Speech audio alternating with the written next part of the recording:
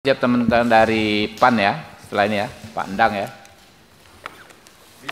Terima kasih pimpinan, pimpinan Komisi 3 dan anggota Komisi 3 yang sangat saya hormati,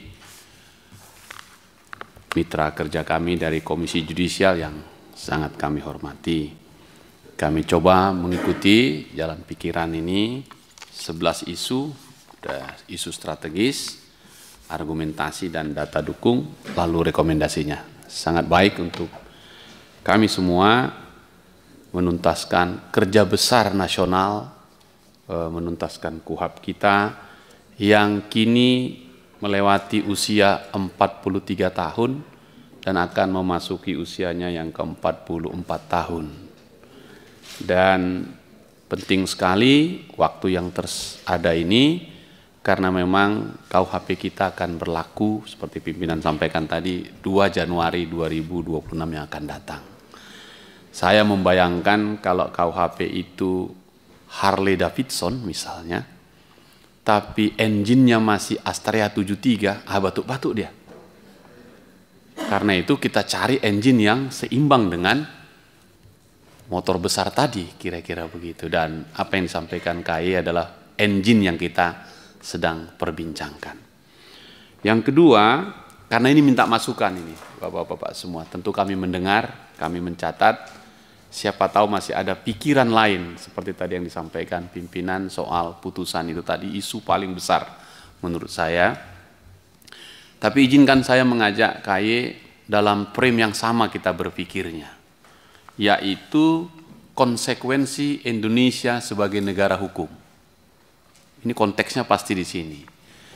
Oleh karena dia negara hukum, maka pikiran saya KUHP ini adalah bagian dari cara kita memastikan keadilan terdeliver kepada pencari keadilan. Bukan hanya tersend gitu, kalau pakai WA, kita send yang udah aku kirim gitu. Tapi masih centeng 1, centeng 2, belum biru juga. Dia kira sudah terdeliver. Jadi beda dengan tersend dengan terdeliver. Nah, saya ingin memastikan terdeliver secara sempurna oleh pencari keadilan. Dan disitulah tugas KAI menurut saya. Memastikan lokus atau ruang persidangan selain mencegah judicial corruption yang tadi diuraikan, tapi juga mendeliver keadilan tiba kepada pencari keadilan. Karena saya kira kita sepakat, jargon tentang biarpun langit runtuh, hukum harus ditegakkan, itu cukuplah jargon di kelas untuk ngasih semangat kepada anak-anak muda belajar hukum. Begitu. Tapi konteks kita hari ini, jargon itu harus kita terjemahkan. Saya selalu sampaikan kepada kita semua, kira-kira begini Pak. Dan mohon KAI nanti menyisir KUHP ini tambahan lagi. Masih adakah di luar 11 isu strategis ini? Apa itu? Saya selalu bilang begini Pak. Keadilan tidak boleh menemui jalan buntu. Apalagi dibuntu-buntukan. Jadi keadilan tidak boleh menemui jalan buntu. Keadilan harus menyentuh garis finish keadilan itu sendiri. Apa yang Bapak ceritakan dari 11 isu strategis ini, kira-kira kalau saya simpulkan, ini ternyata juara tanpa mahkota. Karena keadilan tidak terdeliver, tapi tersend. Diucapkan itu seolah-olah sudah tersampaikan. Nah, saya kira KAI ingin mengikuti enggak? Putusan keputusan Mahkamah Konstitusi tanggal 4 dan 5 Januari barusan, tentang pilkada yang jumlahnya ratusan, dibacakan, tapi waktu dibacakan itu ada screen besar, ada hakimnya, ada penterjemahnya, tapi salinan putusannya itu mengikut dia, scroll dia gitu. Dan ketika diucapkan jam sekian, diketikkan di situ. Dalam keadaan beberapa detik, dia langsung terupload ke sistem untuk mengurangi judicial corruption tadi, atau yang tadi disebut ada orang pihak main ini dan seterusnya. Pertanyaan saya, selama KAI melakukan tugasnya sejak berdiri 2004 yang lalu, tanggal 13 Agustus, dengan kasus yang sudah sangat banyak 21 tahun ini. Kita mau menerima, kalau ini menurut saya kajian, saya atau paling tidak kami dari fraksi Partai Demokrat minta lesson learned, pelajaran yang diterima oleh KY dengan melihat sendiri apa yang terjadi, kelemahan-kelemahannya di KUHP itu.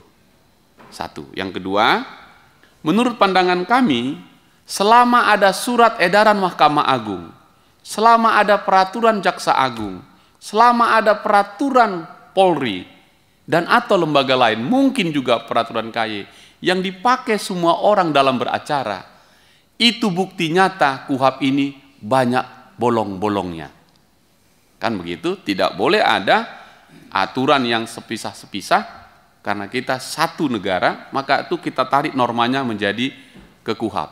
Poin saya lewat pimpinan, apakah bisa dirumuskan norma-norma hukum apa atau norma-norma hukum acara apa yang Bapak-Bapak usulkan di lokasi persidangan, kan ini tugas Bapak di situ ya, di lokasi persidangan agar judicial corruption tercegah, zero judicial corruption, tapi juga dipastikan keadilan terdeliver secara sempurna sesuai tadi yang diucapkan pimpinan sidang, putusan yang harus kita rumuskan ulang ini, karena tidak yang diucapkan itu berbeda dengan apa yang dituliskan. Sekali lagi pimpinan, saya hanya menggarisbawahi, kami mohon KY dengan menghormati 11 isu strategis ini, beri pada kami Pak lesson learned. Tadi Bapak hanya ambil contoh di sini, contoh di sini. Nanti pandangan para ahli kita akan undang dari kampus-kampus.